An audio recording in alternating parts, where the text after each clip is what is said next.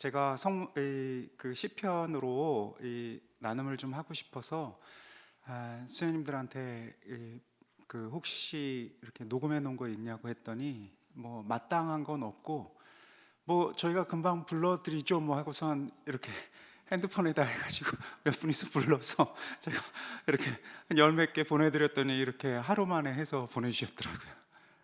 너무너무나 감사해서 제가 밥 한 번 거하게 사드리기로 했습니다.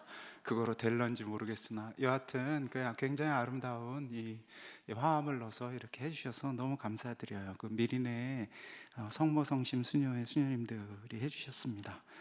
오늘 우리가 그 나눌 내용은 시편 이제 성경으로 보면 137장이고요. 우리가 또 이제 성무일도라든지 옛날 성경으로 보면 136장입니다. 그 장을 오늘 좀 나누려고 합니다. 우리 시작 기도로 한번 이렇게 들으면서 같이 좀 마음으로 이렇게 한번 따라 해 보십시오. 137장을. 그리고 137장을 쭉 보시면 아시겠지만 이제 여기 쌍괄호 있는데 전까지만 노래를 하셔요.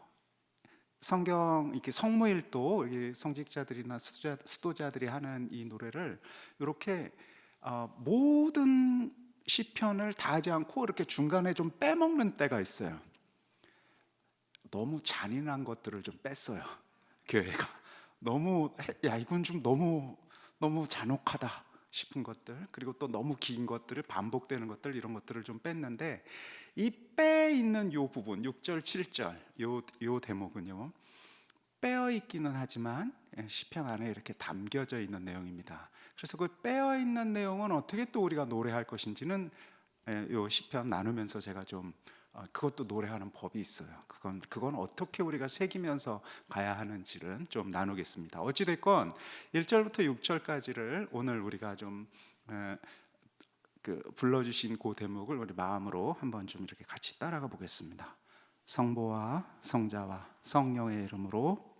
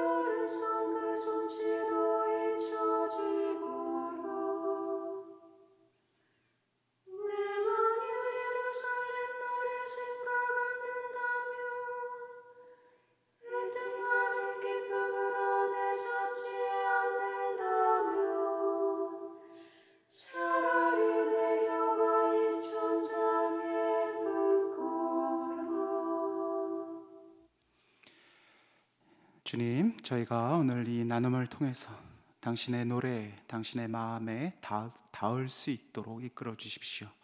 이 모든 것 우리 주 예수 그리스도를 통하여 비나이다. 성부와 성자와 성령의 이름으로 아멘. 어떠십니까? 이 지금 시편을 딱 들었을 때의 첫 번째 느낌이 어떠십니까? 다양한 마음이 있지요. 좀 서글픔도 있고, 얼추 내용을 보아하니 유배되어서 그 남의 나라 낯선 땅 그 강가에서 너 니네 나라 노래나 한 곡 불러봐 하고선 사람들이 이렇게 하니까 서글픔에 젖어서 그 노래를 차마 부를 수 없는 그 마음을 지금 토로하고 있습니다. 그게 이 시편 136장의 내용입니다. 이걸 이제 탄원 시편이라고 보통 우리가 부르는데요. 탄원 시편이 사실은 시편에서 제일 많아요. 시편을 뭐 여러 갈래로 나눌 수가 있어요. 크게는 이렇게 탄원, 애절한 마음으로 주님 우리의 슬픔을 들어주십시오 하는 탄원, 감사, 뭐 기쁨 이러한 탄원의 시편이 굉장히 한 큰 축을 이렇게 이루고 있어요. 또 하나는 이제 찬양의 시편이라고 우리가 흔히 부르는 시편이 있어요. 그것은 하나님께서 이 세상을 정말 아름답게 창조하셨다라는, 또는 이제 순례의 시편도 있고, 또는 이제 메시아를 노래하는 시편도 있고, 다양한 양식의 이 시편들이 있는데, 우리가 지금 하려고 하는 것은요, 시편을 학문적으로 연구하려는 게 지금 아니죠. 우리가 지금 하려는 것은 이 시편을 가지고 기도를 하려는 거거든요.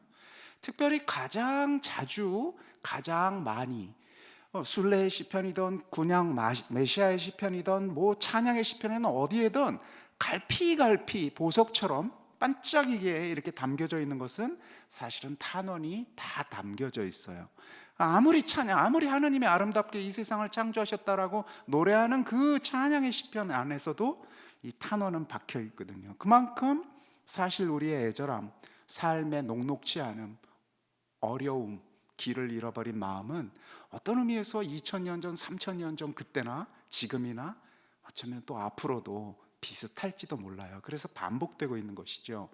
그래서 우리가 탄원 시편을 가지고 기도하는 법을 조금 배워야 할 필요가 많습니다. 그냥 탄원 시편만을 가지고선 지금 얘기하자라는 게 아니에요. 탄원의 마음을 우리가 어떻게 주님 앞에서 나눌 것인지, 그것으로 어떻게 기도할 것인지, 이것은 우리 삶을 어떻게 주님과 함께 살아갈 것인지와 딱 있는 이야기거든요. 그래서 오늘 우리가 나누게 될 이 탄원 시편은 그 중에서도 굉장히 많은 여러 종류의 탄원 시편 중에서도 한 대목입니다. 그래서 오늘 이 탄원 시편을 가지고 우리가 좀 이야기를 해보려고 해요. 몇 가지 방식을 좀 써보려고 합니다. 제가 첫 번, 두 번 이렇게 이 시편 가지고 그 나눔을 했더니 우리 직원 선생님이 이렇게 하신 거예요. 제가 신부님 열심히 들어봤는데 그래서 이거 왜 하는 거예요? 이렇게 물어보시면, 이 시편 지금 우리 왜 하는 거예요? 근데 제가 한 대 딱 맞는 것처럼 너무 정확한 지금 질문이었어요. 나 이 강의를 듣고 이거로 뭐 하는 것이지? 대전제가 되고 있는 그것인데 딱 그래서 제가 우리한테 지금 필요한 것이 무엇인지 다시 좀 돌아갈 수 있게 되었어요. 우리 이걸로 뭐 하려고 하는 거냐면요, 시편을 조금씩 더 읽으려고 하는 거예요. 끝. 그냥 시편을 조금씩 더 읽으려고 하는 게 아니라 조금씩 새롭게 읽으려고 하는 거예요. 이 강의를 우리가 왜 나누죠? 조금씩 더 새롭게. 그래서 이 강의를 들으면서 이렇게 우리가 배우는 거예요. 자, 첫 번째, 내가 저 시편을 이렇게 들었을 때, 마음으로 읊조렸을 때 올라오는 감정들이 있어요. 또는 거부감도 있고요. 어떤 의미에서는 야, 저거 진짜 내 얘기다 싶은 때도 있고, 어느 때는 저 정도는 아닌데, 내가 뭐 저런 거는 잘 모르겠는데, 저거 좀 감정이 너무 과잉돼 있을 때 우리가 왜 저건 좀 조금 오반데 내 상태로서는 이럴 수도 있고요.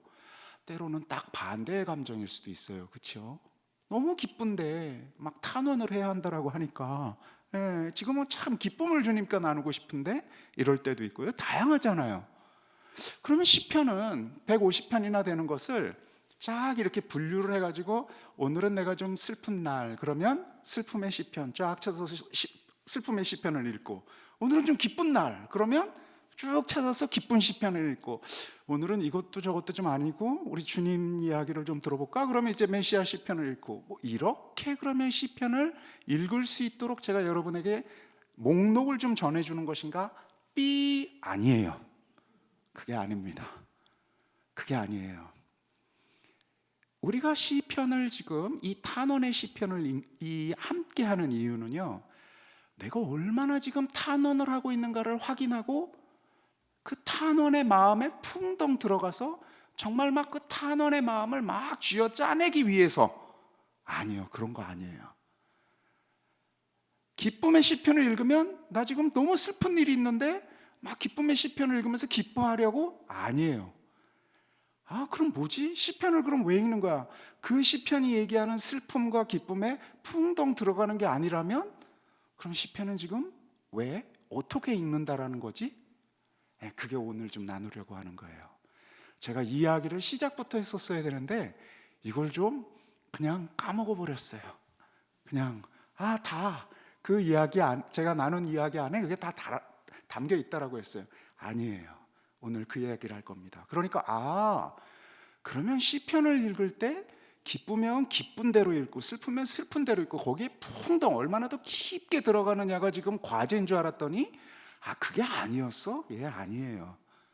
생각해 보세요. 기쁘지도 않은데 왜 기뻐할 수 해야 하고, 슬프지도 않은데 어떻게 우리가 슬퍼할 수 있으며, 솔직히 우리가 식민지에서 살고 있는 건 아니잖아요. 삶은 어렵다 하더라도 우리가 어디 지금 바빌론 이런 데서 지금 우리 보고 너 저기서 노래 불러봐, 춤춰봐 이러는 그 정도는 아니지 않습니까? 우리 참 어려운 삶을 살고는 있어도.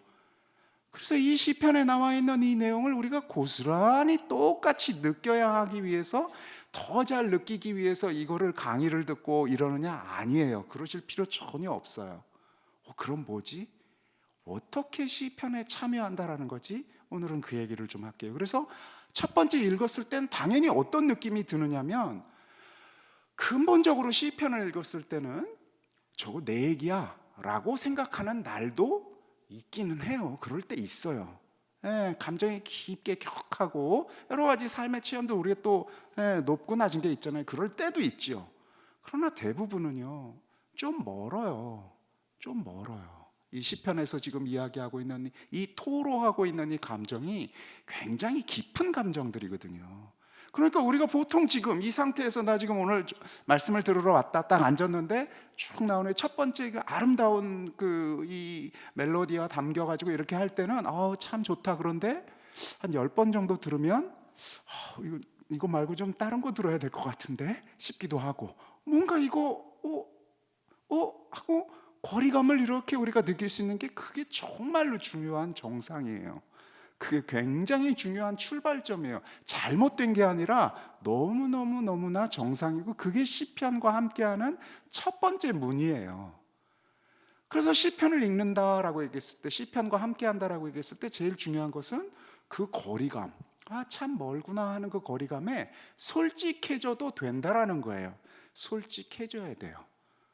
참 머네 싶은 어떤 그 마음. 그래서 참 멀다라고 느꼈을 때 우리는 무엇을 볼 수 있느냐면, 이제 내 감정도 있고 시편에서 노래하고 있는 감정도 저기 있는 것 같아요. 이렇게 거리감이 생기는 거예요. 그러니까 그냥 나는 지금 내가 기쁘거나 슬프거나 아무 상관없어, 그냥 시편만, 내가 얼마나 지금 시편만 따라서 풍덩 들어가고 싶어, 아니에요. 이 철저하게 다를 수밖에 없는 이 거리감을 먼저 충분히 존중해야 돼요. 그리고 이 거리감 그냥 있는 대로 쭉 놀 것인가? 아니에요. 천천히 시편 속에 들어가면서 거리감을 좁혀서 내가 똑같이 되자라는 게 아니에요. 우리가 참 큰 하나의 바다 안에 같이 있다라는 것을 지금 느끼는 거예요. 이게 답입니다. 큰 바다 안에 같이 있다라는 것을 한번 볼게요. 자, 먼저 우리가 이제 이 본문을 가지고선 우리가 이 노래를 가지고 우리가 지금 계속 이렇게 노래를 가지고 읊조리면서 하면 너무나 좋으련만, 그러면 이 노래만 지금 계속 이 시편만 듣다가 이제 지나가니까 제가 이제 말로 이거는 좀 읽을게요. 먼저 시편 자체가 사실은 학자들조차도, 평생을 연구한 사람들조차도 꽤 많은 구절은 무슨 뜻인지 몰라요. 거듭 첫 번째 시간부터 제가 말씀드렸다시피 어떤 시도요, 우리말로 되어 있는 시를 우리가 읽는다 하더라도 모든 하나하나의 그 의미를 다 알아야만 하는 건 아니에요. 그런데 우리가 시를 참 좋아하지요. 그 시를 가지고선 쭉 읽었을 때 감흥들이 있고, 그 시를 한 글자 한 글자 의미를 다 몰라도 전체적으로 우리에게 다가오는 바가 있지요. 그렇게 시편을 읽는 겁니다. 그럼에도 불구하고 조금 이게 무슨 뜻인지 하고 너무 맥락을 모를 때는 우리가 그 뜻은 그 맥락 안에서 좀 살펴볼 필요가 있죠. 그런 맥락에서 이 시편은 지금 아주 분명해요. 사실은 바빌론강 기슭에서 이렇게 먼 고장을 떠나온 587년이라고, 기원전 587년이에요. 그때 우리나라는 무슨 일이 일어나고 있었을까요? 정말 한참 전 이야기죠. 587년에 멸망한 민족이, 그래서 그들의 왕은 두 눈이 뽑힌 채로 끌려가고 모든 식자층들은 다 이렇게 정말 포로로 되어 거기로 끌려갔어요. 그런데 바빌론에서의 삶을 성경을 통해서 우리가 좀 추측을 해보면, 해보면 노예 생활을 했느냐? 그건 또 아니에요. 그러니까 바빌론이 굉장히 강성한 국가다 보니까 잡아온 사람들에게 상당히 너그러웠다라고 해요. 그러니까 막 자신들이 불안정하면 잡아온 사람들을 막 강하게 그냥 노예처럼 막 이랬을 텐데 그 정도는 아니었어요. 그러니까 가가지고요, 자신들의 언어도 쓰게 해주고요, 나름의 종교 생활을 하는데, 물론 예배처는 없죠. 그래서 바빌론에서는 무엇이 생기기 시작했느냐면 시나고그라고 들어보셨습니까? 회당이라고 하는데, 회당 중심의 모임들을 할 수 있도록 바빌론 사람들이 허락을 해줬어요. 니네가 그래 봐야 우리에게 반역할 정도가 아니구나라고 이렇게 꽉 누른 상태였어요.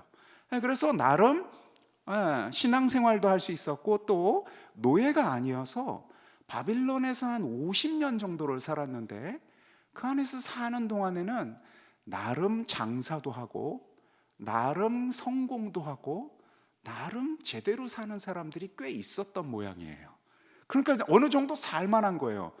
문제는 뭐였었느냐면, 이 바빌론 그 땅이요, 우리 지금 고향의 그 땅, 척박한 땅보다 더 살기가 좋았던 거예요. 더 풍부했어요. 그러니까 먹고 입고 사는 거로는 조금 더 나은 거예요, 거기가. 그렇잖아요. 오늘날도 우리가 지금 한국 잘 살긴 하지만, 우리 좀 어려웠을 때 큰 나라, 잘 사는 나라에 가서 살면 물론 그 나라에서 주류가 될 수는 없지만, 그 나라에서 뭐 대통령은 될 수 없지만, 여기보다는 좀 잘 사는, 그냥 살만한 여러 가지 것들이 있을 때 우리가 누릴 수 있잖아요. 물론 거기에서는 차별도 받고 하지만, 무슨 뜻인지 아시겠죠? 대충 지금 그런 상황이었었거든요, 바빌론에서의 삶이. 그럼에도 불구하고 우리는 하느님께서 선택하여 살도록 하신 땅이 있고, 거기에서 내가 우리의 삶을 살아야 한다라는 철저한 이 마음의 바람들을 가지고 있었던 사람들의 노래예요. 생각해 보세요. 그냥 거기 가서 예루살렘 이제 잊었어. 거긴 멸망한 나라 아니야. 나 여기서 이제 새롭게 시작할래. 그리고 나 이스라엘 사람이라고 부르지도 마. 나 여기서 바빌론 사람으로서 이제 새 출발할 거야 라는 사람이 있었을까요? 없었을까요? 늘 있죠. 늘 있어요. 자, 그 안에서도 그럼에도 불구하고 그 남의 나라 낯선 땅에서 비감함을 느끼는 사람도 있었던 거예요. 이 시편에서의 이 노래하는 사람들처럼. 그러니까 물론 어디 무슨 너 돈 줄 테니까 노래 한번 불러봐, 이것과 조금 다른 지금 결이 있어요. 노래 부르면서 살 수 있죠. 그 안에서 그 사람들과 함께. 그럼에도 불구하고 이 시편을 노래하고 있는 사람은 그렇게 쉬운 삶을 선택하고 싶지 않아요. 지금 나는 이거 아니야. 그냥 노래도 부르고 이 안에서 이제 다 끝났으니까, 우리가 뭐 어떻게 새로 그 땅에 가서 다시 시작할 수 없으니까 여기서 그냥 살래가 아니라, 그럼에도 불구하고 나는 내 가야 할 곳, 불편해도 황무지밖에 없어도 다 파괴되었어도 그래도 나는 내가 살아야 할 곳이 있어라고 지금 이 마음을 품고 있는 사람들이에요. 그 사람의 노래예요, 이게. 그러니까 그냥 노예가 돼서 너무너무 살기 힘들어서 아이고 해서 하는 노래와는 조금 다른 거예요, 이 지금 맥락이. 자, 그래서 우리를 잡아왔던 그 사람들을 잊지 않고 있어요. 굉장히 좀 이상하죠. 내가 이렇게 가서 이제 거기서 새 출발하고 뭔가 좀 잘 살아낼 수 있는 상황이면 지나간 과거쯤, 불편한 과거쯤은 깨끗이 잊고 그냥 다시 우리 좋은 사이야 라고 하면 더 편할 텐데, 여기에 있는 이 지금 시편을 노래하고 있는 사람은 그렇지 않고 있어요. 그러니까 편리한 것보다는 하나님께서 우리를 선택하셨고 그분이 계속해서 우리를 부르시는 바가 있다라는 사실을 기억해내고 있는 사람이에요. 그러니까 불편함을 조금, 아니 사실은 많이, 왜 그렇잖아요. 같이 노래 부르고 놀고 그러면 좋은데 거기서 꼭 이렇게 좀 못 어울리는 사람이 있죠. 지금 이 사람들이 참으로 못 어울리고 있어요. 대충 이 정도 됐으면 이제 다 포기하고 어울리면 될 터인데. 그리고 막 더 나아가요. 지금 이 괄호치고 앞에서는 제가 이제 괄호 여기 안 쳤지만 이 밑에 보면 괄호치고 야훼님 에돔을 거슬러 예루살렘의 그단을 회상하소서 그들은 무너뜨리라 바닥까지 무너뜨리라 하였나이다. 이게 바빌론 사람들이 예루살렘을 파괴할 때 했던 말이라고 해요. 끝까지 다 파괴해라 해서 끝까지 다 파괴한, 땅을 다 드러내버린 거거든요. 그걸 기억하고 있는 거예요. 그리고 침략자 바빌론아, 내가 우리에게 하였던 그대로 내게 안갚음하는 자는 복되리라. 내 어린 것들을 붙들어다가 바위에 메어치는 자는 복되리라. 차마 이 정도까지는 이제 성무일도에 할 수가 없어서 이건 드러낸 거예요. 근데 이렇게 복수의 마음이 너무 절절하지요. 이건 좀, 이런 사람에게 사랑은 어디 있을까 싶을 정도로 우리가 깜짝 충격적이에요. 그러니까 우리가 이렇게 당했던 대로 당하게 이렇게 정말 좀 복수해 달라고 하는 그 마음이 지금 아주 절절하게 담겨져 있는데, 이런 내용을 이렇게 보면 저거 지금 어떻게 따라야지 하고 우리가 생각하기 쉬워요. 그래서 낯설고 당혹스럽고 야 이거 뭐야 라고 얘기하는 그 마음의 움직임이 첫 번째 시편을 읽을 때 마음이에요. 10번을 읽을 때도 비슷한 마음일 수 있어요. 괜찮아요. 자, 그 다음 이제 우리가 조금씩 이 시편으로 들어가면서 우리의 마음의 결을 조금씩 바꿔나가야 돼요. 자, 첫 번째는 뭐냐면요, 단원 시편만이 아니라요, 이런 분노, 절망, 이 화, 이런 거 우리 왜 읽어야 되죠? 왜 읽어야 될까요? 제가 옆에 지금 제 방에서 찍은 사진이에요. 방에서 찍은 사진인데 제 방 바깥에 우리 지금 벽돌이 집이 보이는데 이게 지금 정확하게 보이는지 모르겠어요. 안경조 안으로 보면 벽돌이 이렇게 굽어져 있죠. 훅 패여져 있어요. 그리고 바깥에 물론 벽돌은 잘 열이 맞춰져 가지고 벽돌은 잘 쌓여져 있어요. 자, 제가요 제 눈으로 보는 세계가 다라고 믿고 있다면 저는 이 벽돌을 보고 지금 벽돌이 휘어져 있다라고 그렇게밖에 볼 수 없어요. 그래서 저거 펴야만 된다라고 막 생각할 거예요. 그렇겠죠. 만약에 제가 보는 세상이 오로지 이것 안에서만 이렇게 본다면 벽돌은 지금 이렇게 굽어져 있잖아요. 그죠? 그런데 우리가 벽돌을 이렇게 저 안경 안으로만 보는 게 아니라 더 큰 그림 안에서 보니까 내가 지금 보고 있는 안경을 통해서 보는 저 벽돌이 굽어져 있는 것이지 원래 벽돌이 굽어져 있지 않다라는 것을 우리가 알지요. 크게 볼 때 알 수가 있어요. 크게 볼 때. 비유를 들어서 보자면 이런 거예요. 우리가 지금 어떤 경험의 세계 안에 있어요. 언제든 우리는 경험의 세계를 하고 있어요. 내가 지금 어떤 한 경험에 깊게 들어가 있을 때 그 깊게 들어간 그 압축되어 있는 만큼, 이 렌즈가 두껍고 꽉 압축되어 있는 만큼 벽돌은 훨씬 더 많이 굽어져 있어요. 그런데요, 실제로 그 강렬한 체험 안에서 지금 보는 사람은 잘못된 게 아니야. 내 눈, 내 온 마음, 내 진심을 가지고 딱 보건대 벽돌은 굽어져 있어요. 그렇잖아요. 자신이 지금 보는 세계는 굽어져 있어요. 자신이 아주 강렬한 체험을 하고 있으면 있을수록 벽돌은 굽어져 있는 게 사실이에요. 거짓이 아니에요. 온 마음으로 진심을 다해서 봤을 때 그렇단 말이에요. 우리의 감정, 우리가 어느 순간 체험하는 사실, 그 모든 것들은 이렇게 굽어져 있어요.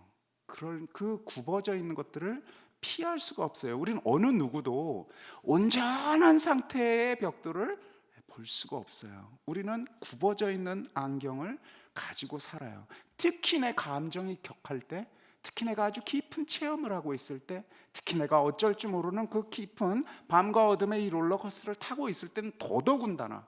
그런데 우리가 그에게 말하죠. 야, 너가 하는 거 좀 오버 같아. 그러면 우린 당장 이렇게 얘기해요. 네가 체험을 안 해서 몰라. 네가 지금 체험을 안 했어. 내가 지금 온몸으로 체험을 하고 있으니까 나는 아는데 너는 못 보고 있구나라고 이렇게 생각을 해요. 그는 틀렸고 나는 맞는 거거든요. 그런데 사실인즉슨 아니에요. 아니에요. 그러면 우리가 이 트랩, 이 덫을 어떻게 벗어날 수가 있을까요? 그것은 우리가 노력을 해서 내가 다시 정신을 바짝 차리고 이 안경을 낀 상태에서 정신을 바짝 차리고 벽돌이 이렇게 굽지 않게 해야지 하고 눈을 갑자기 번쩍 떴다라고 해봐요. 그러면 이 안경에 있는 저 굽어진 벽돌이 다시 평평해질까요? 아니에요. 이것은 내 감정을 다시 누그러뜨려야지 뭐 어떻게 해야지 하는 내 개인의 노력으로 될 수 있는 게 절대로 아니에요. 그럼 어떻게 해야 되죠? 바로 여기에서 우리는 공동체라고 우리가 흔히 표현을 할 수도 있고요. 아니면 또 오늘날 우리 세상이 좋아하는 표현으로 하면 보다 넓은 세계의 그 지평, 그 시선을 가질 때 우리는 여기를 나올 수가 있어요. 이거는 봄이랑은 달라요. 내가 느낀다거나 안다거나 하는 거랑은 달라요. 아, 내가 알고 체험하는 것보다 더 넓은 세계가 있음을 내가 고백을 할 때, 그때 우리는 평평한 벽돌이 펴져 있다라는, 나로서는 참으로 받아들이기가 어렵고 나로서는 참으로 먼 이야기지만 저 넓은 세상을 볼 수가 있어요. 시편 150개는 어떤 의미에서 저렇게 촘촘하게 쌓여져 있는 벽돌들이라고 할 수가 있어요. 시편 150개가 온 세상의 벽돌을 다 얘기해 줄까요? 아니요. 아닙니다. 시편은 1억 5천만 개, 150억 개, 수없이 많은 시편이 있을 뿐이에요. 그 시편, 우리가 지금 보려고 하는 시편은 그 중에 작은 한 부분일 뿐이에요. 이렇게 우리는 이 작은 부분을 통해서 뻥치고, 내 세계만 보는 게 아니라, 이렇게 내가 지금 체험하고 있는 세계와 다른 세계가 엄연하게 생생하게 있구나라는 것들을 체험해 나가고 참여하면서 우리는 굽어진 눈을 받아들이면서 더 넓은 세계를 함께 받아들일 수가 있거든요. 묵주기도를 좀 나누면서 맨 마지막 시간에 제가 식별하는 것, 구원받는 것에 관해서 말씀을 드린 적이 있습니다. 구원은 어떻게 받는 것이냐면 하느님을 막 기쁘게 내가 쫓아다니면서 주님 당신 때문에 제가 너무나 기뻐요 라는 이 마음의 움직임으로 받는 것이 아니라 마음의 바람에, 마음에 두 개의 바람, 하나는 당신을 막 향하는 불꽃 튀는 당신을 향한 마음의 바람이 불 때, 그때 주님 지금 이 바람을 주셨군요 하고 감사하고, 또는 당신과 아무런, 당신이 지금 나에게 현재하고 있지 않다라는 그 차가운 바람이 불 때 거슬러서 제가 주님 아무것도 느끼지 못하지만 그럼에도 불구하고 내가 이 바람에 거슬러서 버티겠습니다, 당신을 그럼에도 불구하고 믿습니다라고 고백하는 자의 영혼이 얻게 되는 것이라고 했어요. 그러니까 다시 말해서 얼마나 내가 왜곡된 세상, 얼마나 내가 팍 파여져 있는 세상, 얼마나 벽돌이 굴겨 이렇게 굽이 치고 있고 흔들어지고 있느냐, 이 자체, 내가 정말 삶이 너무나 힘들고 팍팍하고 싫다라는 마음의 움직임, 이것 때문에 구원을 못 받는 것이 아니라 언제 어느 때든 더 큰 지평에서 당신을 바라보는 그 힘이 우리를 구원으로 이끈다라고 했어요. 시편은요, 내가 기쁠 때나 슬플 때나, 또는 내가 당신으로 꽉 차 있을 때나 꽉 차 있지 않을 때나 언제나 다양한 빛깔의 그 목소리들을 만날 수 있는 큰 바다예요. 큰 바다예요. 때로는 그 바다 속에서 어느 한 그 물결, 출렁이는 물결이 나의 지금 마음의 상태와 참 거슬러질 수도 있어요. 그럼에도 불구하고 나란 존재, 우리라는 존재, 이 마음의 거대한 바다에는 그 모든 것들이 함께 있다라는 것이 우리에게 큰 위안이 돼요. 우린 그렇게 듣는 거예요. 때로는 어떤 분께서 참으로 기쁨을 얘기하고 있어요. 난 지금 슬픈데, 그래서 듣기 싫어, 그만둬, 이렇게 할 수도 있습니다. 이건 어린 애의 대화법이에요. 어른은요, 나는 지금 너무나 큰 슬픔 안에 있음에도 불구하고 참으로 기쁨을 가지고 있는 그의 그 기쁨을 들어줄 수 있어요. 들어줄 때 나도 기뻐 이래야 될까요? 아니요, 그럴 수 없죠. 난 너무나 슬픈데 그런 지금 기쁘잖아요. 그런데 그 참으로 깊은 기쁨과 나의 슬픔이 같이 있을 수 있어요. 세상에 그렇게 같이 있을 수 있다는 것을 어른인 우리는 알아요. 그렇게 해도 뭐가 잘못된 게 아니에요. 그게 우리의 세상이에요. 시편은 이를테면 때론 기쁨과 때론 슬픔이 그렇게 교차하여 다양하게 있는데 그게 꼭 나의 지금의 현실과 딱딱해서 맞아 떨어져야 하느냐? 아니에요. 시편만 그런 게 아니라 우리의 삶도 마찬가지예요. 내 곁에 있는 사람들, 내가 마주하는 세상도 똑같이 마찬가지예요. 시편을 통해서 우리는 이 세상의 다양함과 내 마음의 다양함을 만나게 되는 거예요. 그래서 좀 너그러워질 수가 있어요. 아 그래, 노래 아 그래 하고 우리가 같이 참여할 수가 있어요. 제가 듣는다라는 것이 이렇게 공감한다라는 것을 맨 첫 시간에 좀 나누면서 사실은 이 내용을 지금 나눈 것인데, 공감한다라는 것이 똑같이 느낀다라는 게 아니라는 사실을 좀 강조해 드렸습니다. 공감한다라는 것은 곁에 있는 것이라고 했죠. 그 마음의 곁에 있는 것이에요. 그가 높거나 낮거나 내가 내 마음을 가지고 그의 곁에 있어주는 것, 이 공감이라고 했습니다. 복음을 따라서 보면요, 주님께서 절망하고 있는 베드로, 밤새 고기를 잡았으나 한 마리도 잡지 못한 그 베드로에게 깊은 데로 저 나가라고 초대합니다. 그게 바로 공감하는 마음에 공감하는 행동이에요. 깊은 데는 뭐죠? 깊은 데는 내가 모르는 곳이에요. 깊은 데로 저어 나갈 때 우리는 안이 잘 보이는 곳이 아니라 깊은 데는 내가 그물을 던져서 무엇을 거두어 드릴지 모르는 곳이에요. 주님께서는 베드로에게 깊은 데로 저어 나가라고 했어요. 우리는 사실 누가 깊은 데를 가고 싶습니까? 우리는 알만한 곳을 가고 싶어요. 우리는 내가 아는 곳에 가서 내 수고가 어떤 열매를 맺을지를 계획 세워서 그렇게 거두어 드리기를 원하지, 왜 우리 깊은 데를 가고 싶습니까? 아니거든요. 공감한다라는 것은 이렇게 깊은 데로 가는 행위예요. 공감한다라는 것은 이렇게 내가 모르는 세계 안에 가서 그물을 던지는 거예요. 뭐가 건져 올라올지는 몰라요. 시편을 읽는다라는 것은 이렇게 내가 모르는 세계 안에 다가가는 행위를 뜻해요. 그래서 첫 번째 내가 시편을 읽었을 때 어떤 느낌들이, 참 멀다? 너무 좋아요. 가깝다? 그것도 괜찮아요. 멀거나 가깝거나의 문제가 아니에요. 내가 얼마나 그것을 생생하게 느끼느냐 안 느끼느냐의 문제가 아닌 거예요. 시편 가까이에 다가가서 삶의 다양함을, 그 깊은 곳에 내가 그물을 던지는 거예요. 그물을 던지는 것, 마음을 좀 두고 따라가 보는 것이에요. 그게 좀 막연하지요.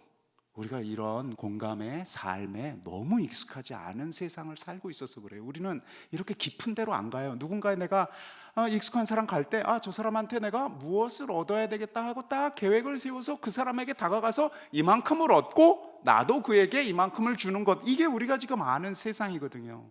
내가 어떤 공부를 한다 그럼 내가 저기 가서 무슨 공부를 하고 어떤 것을 어느 정도 얻고 나는 거기에 무엇인가 시간을 얼만큼 투자하겠다, 이렇게 계획을 세우고 가요. 기도를 할 때도 그래요. 주님, 제가 이번에 아주 열심히 해서 이러이러한 기도를 할 테니까 이러이러한 걸 저한테 주십시오 등, 마음의 평화라도 주십시오 등, 뭐 이렇게 받을 게 있어요. 내가 당신한테 가서 무엇을 주실지 아무것도 모른 채로 다가가서 그물을 던지는 게 우리에게 너무나 익숙치 않은 행위예요. 사람에게도, 기도에게도, 또 그 무엇에게도. 그러니 시편에게도 마음을 열고 다가가서 무엇이 다가올지 모르는 채로 가까이 다가가는 게 우리가 그만큼 익숙치 않다라는 것은 우리가 이해를 좀 해줘야 돼요. 그래도 찾고 하면서 또 찾고 하면서 다가가는 법을 배우게 돼요. 원래는 제가 이렇게 요 한 대목을 이렇게 하고 그 다음 이제 시편 137장을 다시 한번 이렇게 해야 되는데, 그럼 또 시간이 너무 없으니까 오늘은 제가 몇 개 이 시편을 조금 더 깊게 들어가는 그 길을 조금 나눠줄 테니까 이제 집에 돌아가셔서 이렇게 한 대목을 하고 듣는 것, 조금 깊은 데로 다가가는 것, 이 마음을 품고 한번 읽는 거예요. 한번 이제 제가 이 파일도 드릴 테니까 한번 들어보세요. 그리고 이제 또 한 걸음 더 들어가는 거예요. 이 시편을요, 특히 특히 이제 탄원의 시편을 보면요, 여기 보면 다 원망해요. 그죠? 어쩜 이럴 수가 있습니까, 주님? 저한테 이런 짓을 하고 있는 사람들을 멸망시켜 주십시오 하고 지금 이야기하고 있어요. 그런데 잘 보세요. 모든 탄원 시편이 가지고 있는, 모든 이 시편 150편 모두가 가지고 있는 한 가지의 특징이 있어요. 그게 핵심이에요. 그것은 뭐냐면요, 시편을 노래하는 자는 원수를 노래하고 있지 않아요. 시편을 노래하고 있는 자는 누구에게 노래하고 있죠?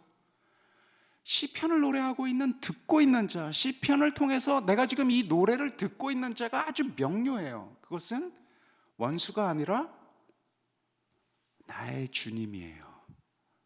나의 주님. 원수가 아니라 나의 주님에게 노래하고 있다는 것은 무엇을 뜻하느냐면요, 우리가 가지고 있는 삶의 체험과 참 달라요. 원수가 지금 이렇게 하고 있어서 이 원수를 그냥 박살내 주십시오, 이거 정말 없애 주십시오 하고 원수를 목전에 딱 두고 있는데, 시편은 잘 보면 더 중요한 것은 원수를 다 없애 주십시오라고 얘기하는데, 그 없애 주십시오의 대상인 바로 그분께 향하고 있어요. 마음이 그분께 향하고 있어요. 이게 시편의 특징이에요. 시편을 그래서 잘못 읽으면서 원수만을 머릿속에 떠오른다면요, 이러면 시편을 완전히 잘못 읽는 겁니다. 마태복음 13장 30절에요 내버려 두어라 라는 대목이 있어요. 제가 그것만 지금 히람말로, 그리스말로 이렇게 가져왔어요. 이거 아피엠이라고 읽는 겁니다.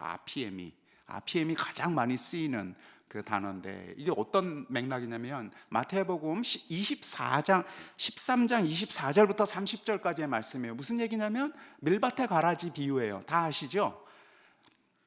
어느 날 좋은 밀을 밭에다 뿌렸는데 다음날 가보니까 가라지가 막 올라와 있어요. 그래서 종들이 저거 다 뽑아버릴까요? 그랬더니 주인이 뭐라고 하죠? 내버려 두어라, 내버려 두어라, 자랄 때까지. 그리고 그 마지막 날에 내가 다 정리하겠다. 이게 지금 밀밭의 가라지의 비유예요. 자, 그런데 밀밭의 가라지의 비유가 좀 아리송해요. 그럼 우리 안에 있는 여러 가지 가라지들을 다 내버려 두란 말이야? 나의 약함, 잘못들을 다 내버려 두란 말이야? 이거 어떡하라는 말이지? 하고 헷갈려요. 막 구약의 지금 오늘 우리가 읽었던 구약 전편에서 원수와의 관계를 보면 딱 이거예요. 내버려 두라예요. 원수를 내버려 두라요. 원수를 내버려 두라고? 아닌데, 원수를 내버려 두다니. 지금 시편에서 계속 얘기하는 건 그냥 다 복수해 달라는 얘기인데, 뭐 언제 시편에서 내버려 두라고 얘기했어? 시편에서 노래하고 있는 이 복수의 주체가 누굽니까? 제가 이 사람들을 다 죽여버릴 터이니 잠깐만 눈 감아 주십시오, 이런 노래가 아니에요. 제가 복수를 이렇게 할 터이니 당신께서 나에게 힘을 주십시오, 이런 얘기가 아니에요. 시편 전편에 있어서 탄원에서, 시편 전편에 있어서 원수를 복수해달라고 하는 이 시편에 노래하는 자는 누구에게 지금 복수를 이야기하느냐면 누굴까요? 당신이에요. 당신께 두는 거예요. 당신께서 해달라는 거예요. 이상하죠? 우리라면 내가 할게요, 내가 빨리 끝내고 다시 당신과는 좋은 이야기만 하고, 당신과는 좋은 사랑을 이야기하고, 당신과는 이 아름다운 시간을 이제 내가 다 보내겠습니다, 제가 더러운 일은 다 할게요, 끝을 낼 테니까 나한테 힘만 조금 주십시오, 뭐 이럴 수 있을 것 같은데 아니에요. 시편을 노래하는 자는 희한하게도 이 모든 복수, 그것의 주인공이 나의 주님이라고 못 받고 있어요. 한마디로 그분께 두는 거예요. 제가 왜 아피엠이라는 단어를 이렇게 특별히 썼느냐면요, 이게 노타라는 뜻이거든요. 노타라는 뜻이고, 또 무슨 뜻을 가지고 있느냐면 내버려 두어라 할 때 쓴 말이에요. 아피엠이로 시작을 하니까. 또 무슨 뜻을 가지고 있느냐면 용서하다라는 뜻을 가지고 있어요. 우리 주의 기도에서 용서하다 다 아피엠입니다. 노타, 용서하다, 이게 같은 말이에요. 그러니까 주님께 우리가 용서를 한다는 것은 주님께 맡기는 것이에요. 주님께, 당신께 놓아두는 거예요. 저 원수에 대해서 복수해 주시는 것은 당신이 처참하게 완벽하게 해 주십시오라고 이렇게 놓아주는 거예요. 이게 지금 시편 기자가 가지고 있는 용서법이에요. 당신이 해 주십시오. 우리는 뭐 어떻게 될까요? 내가 지금 이 시편, 지금 이 노래를 하면서 이제 주님 저 다 파괴해 주십시오라고 할 때, 자 이제 정말 저 파괴가 일어날 것이라고 믿을까요? 안 믿을까요? 이 노래하는 자는. 그는 이렇게 노래하면서 이 철저한 복수가 일어날 것이다라는 것을 이제 확신해요. 그래서 복수가 이미 일어나기 시작했어요. 이제 그분 안에서. 그러면 나는 복수했으니까 이제 손을 털 수가 있어요. 이제 자유로울 수가 있어요. 이제 내가 내일 할 수가 있어요. 이제 복수는 당신이 해서 하실 거니까.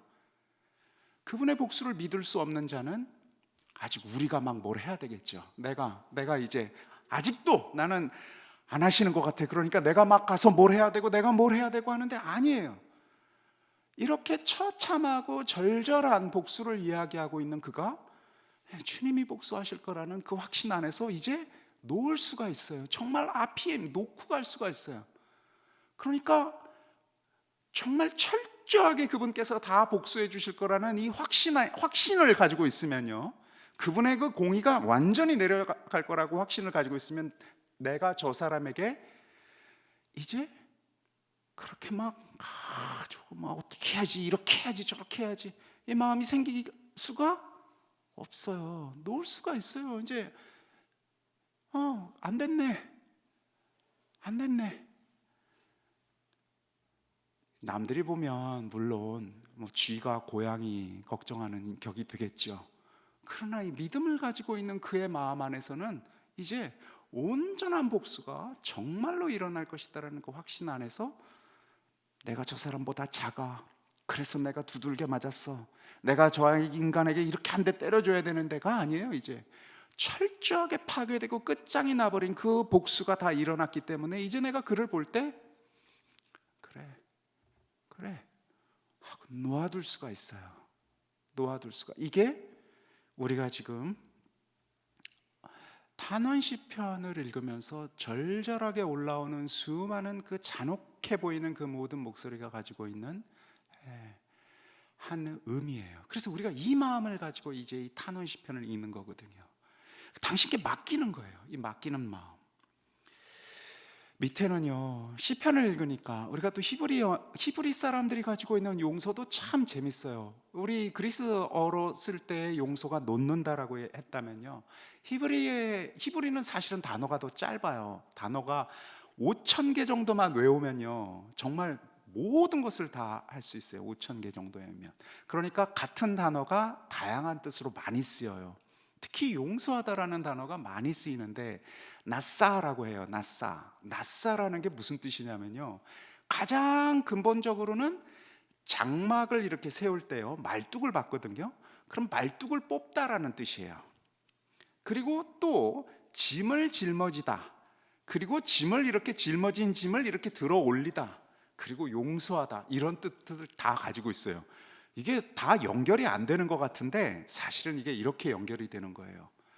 누군가가 막 짐을 짊어지고 있는데 누군가를 용서한다라는 것은 그 짊어진 짐, 그가 막 짊어진 짐을 지고 있는 것을 이렇게 들어서 내가 짊어지는 것, 이게 용서하다라는 거예요. 그 사람들이 가지고 있는 탄탄하게 박혀져 있는 그 말뚝을 뽑아내주는 것, 그래서 그가 이제 다른 곳으로 옮겨갈 수 있게 해주는 것, 이게 용서하다예요. 히브리 사람들이 가지고 있는. 그러니까 이게 지금 우리가 가지고 있는 이 사람들, 그러니까 바빌론에서 우리를 처참하게 멸망시켰던 그 사람들을 용서하는 방식은요, 이제 그래, 너희들이 가지고 있었던 너의 몫의 삶을 가지고 가, 나는 내 몫의 삶을 가지고 갈 거야 하고 이제 짐을 나누는 거예요. 너희는 너희 것을 가지고 가. 그분께서 너희에게 물으실 것이고 그분께서 너희의 모든 것을 할 것이니 이제 보내주는 거예요. 그야말로. 그래서 우리가 지금 이 탄원 시편을 읽을 때 요 한 편, 지금 137장만이 아니에요. 모든 시편의 잔혹해 보이는 그 모든 그 막 넋두리들이요, 어디로 향하고 있는지를 봐야 돼요. 모든 시편은 똑같아요. 이건 예외 없이. 시편은 우리 주님께 향하는 외침이에요. 그래서 원수에게 향하지 않아요. 가라지를 바라보고 있는 게 아니에요. 당신, 끝까지 모든 것을 해결하실 그 당신을 바라보고 있어요. 자, 이렇게 하고 이제 시편을 한번 읽으시는 거예요. 이렇게 또 새로운 마음으로. 자, 또 하나 이제 마지막으로 우리 크리스찬들로서 시편을 읽을 때 가장 중요한 한 가지가 있어요. 그것은 뭐냐면요, 우리는 시편을 통해서 누구를 만난다라고 했죠? 그리스도를 만나는 것이 그리스도인들의 시편 읽기예요. 그러면 유대인들 본래 그들의 시편을 자신의 그 노래로 지금 이해하고 있는 이들은 그리스도를 만나지 않을까? 여기에서는 여러 가지 그 상상 가능성들이 있는데요, 그들도요, 우리가 그리스도를 만나듯이 어떤 구체적인 희망을 시편 안에서 항상 만나요. 그런데 우리는 조금 더 구체적이에요. 예수 그리스도라는 아주 구체적인 그 틀을 가지고 시편을 더 깊게 만나게 돼요. 자, 보세요. 여기에서 좌절과 고통, 서글픔, 슬픔, 분노들이 여기 절절하죠. 여기에는 정말 이러한 세월이 언제 끝날지 알 수 없는, 여기 지금 보면 내가 만일 너를 읽는다면 내 오른손이 말라버리리라. 최민순 신부님 여기서는 이제 잊혀진다라고 표현했는데 두 단어가 비슷해가지고 히브리 말이 이렇게 하나씩 번역을 달리했네요. 내가 만일 너를 생각 않는다면, 내가 만일 예루살렘을 내 가장 큰 기쁨이 두지 않는다면 내 혀가 입천장에 붙어버리리라. 이게 참 서글픈 대목이 뭐냐면요, 내가 너를 잊는다면, 내가 너를 생각하지 않는다면, 내가 너를 가장 큰 기쁨으로 두고 있지 않는다면 이라는 이 가정들이 지금 쓰이고 있어요. 이 가정들이 왜 쓰이고 있느냐면요, 그럴 가능성들이 참 많은 세월을 지금 이 사람이 살고 있는 거예요. 내가 그들을 잃어버리는, 아까 말씀드렸듯이 그냥 이제 순응하면서 이 바빌론이라는 삶 안에서, 이 세속의 삶 안에서 얼추 그냥 좋은 게 좋은 것으로 이렇게 살아나가면 또 이 한 세상 살 수 있을 것 같은 이 삶을 그냥 살고 싶거든요. 이렇게 그냥 미끄러져 가고 싶거든요. 이렇게 힘을 좀 빼고 싶거든요. 그냥 이렇게 살아버리고 싶은데 다시 결심하고 또 결심하고 있어요. 내가 정말 그런다면 그러면 안 되지와 같은 마음이 지금 계속해서 반복되고 있어요, 시편 안에서. 이건 뭘 의미하느냐면요, 시편을 노래하는 자가 그저 지금의 상태만을 이야기하고 지금 나 얼마나 힘들어요 라는 이야기만 하는 것이 아니라 그가 무엇을 할 것인지, 무엇을 하고 싶은지 저 깊은 원의를 다시 확인하고 또 확인하는 거예요. 내가 당신께로, 당신이 나와 맺었던 그 시간으로 당신에게로 내 마음을 계속해서 돌리겠다라는 그 결심을 지금 계속해서 하고 있거든요. 그러니까 이게 이스라엘 모든 사람들이 이 시편을 읽으면 참 이거 내 노래야 이럴까요? 아니요. 대부분의 사람들은 다시 또 이 시편을 통해서 마음을 잡고 또 마음을 잡고 마음을 잡는 것이거든요. 그렇게 우리는 조금씩 함께 해나가는 거예요. 그런데 크리스찬들에게 있어서는 이 시편을 읽으면서, 유대인들에게 있어서는 이 시편은 절망 속에서 계속해서 하느님을 바라보는 희망이었어요. 근데 우리에게 있어서는 거기서 한 걸음 더 나가요. 우리는 무엇을 보았죠? 우리는 무엇을 지금 만난 사람들입니까? 이 약속이 이루어졌다라는 사실을, 예수 그리스도를 통해서 이 절망이 결국은 아주 깊은 희망으로 나아갔다라는 사실을 만난 사람들이에요. 그러니까 유대인들보다 크리스찬들이 조금 더 시편을 기쁘게 읽을 수 있는 이유는 우리는 그리스도를 통해서 당신이 우리가 지금 그렇게 외쳐왔던 그 모든 시간들이 확 다가왔다라는 체험을 한 사람들이거든요. 그런가요? 우리는 그 체험을 한 사람들인가요? 우리가 예수 그리스도의 부활과 예수 그리스도의 죽음과 부활을 통해서 완전히 새로운 삶으로 나아간 체험을 한 사람들인가요? 교회는 이렇게 고백하고 있어요. 저 밑바닥 깊은 곳에 우리는 그 체험의 씨앗을 가지고 있다고요. 그런가요? 세례를 받았으니까 그 체험의 씨앗을 가지고 있을까요? 세례를 받지 않은 사람들은 그 체험의 씨앗을 가지고 있지 않을까요? 이건 정말 질문으로 여러분에게 던져놓겠습니다. 교회는요, 우리가 받은 선물이 얼마나 큰지 온 세상을 다 주고라도 바꿀 수 없을 정도로 크다라고, 각각의 지금 우리 하나하나에게 받은 선물이 그렇게 크다라고 고백하고 있어요. 우리의 신앙 고백이기도 해요. 우리는 예수 그리스도가 죽고 부활하셨다라는 사실을 저 깊은 기름을 부음을 통해서 우리가 꽉 하고 이 심장 안에 새겨져 있는 사람들이에요. 그러니까 사실은 우리만큼 시편을 잘 이해할 수 있는 사람들이 없어요. 시편 137절에서 사람들은 노래했죠. 주님, 끝장을 내주십시오.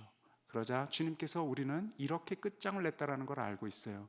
예수 그리스도라는 그분께서 우리 곁에 다가오셔서 세상 가장 약한 곳에 있는 사람들의 편이 되어 주셨고, 그들의 손을 붙잡아 주셨고, 그들의 죽음을 일으켜 주셨다고, 다시는 죽지 않을 그 존재로 우리를 다 하나씩 하나씩 축복해 주셨다라고 지금 믿는 것이거든요. 그러니 그 모든 이 청했던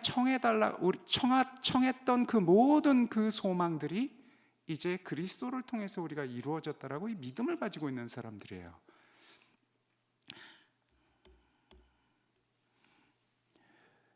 어린 것들을 붙잡아 바위에다 메어 치면서 이루어졌을까요? 아니면 우리에게 행한 그대로 되갚아 주는 것으로 주님께서 이것을 이루셨을까요? 이건 예스이면서 노입니다. 예스이면서 노예요. 예이면서 아니요예요. 주님께서는 실로 그 바빌론 아이들을 바위에다 되치면서 죽임으로써 이 원수를 갚지는 않으셨을 겁니다. 않으셨죠. 딱 반대의 방식으로 갚으셨어요. 어떻게?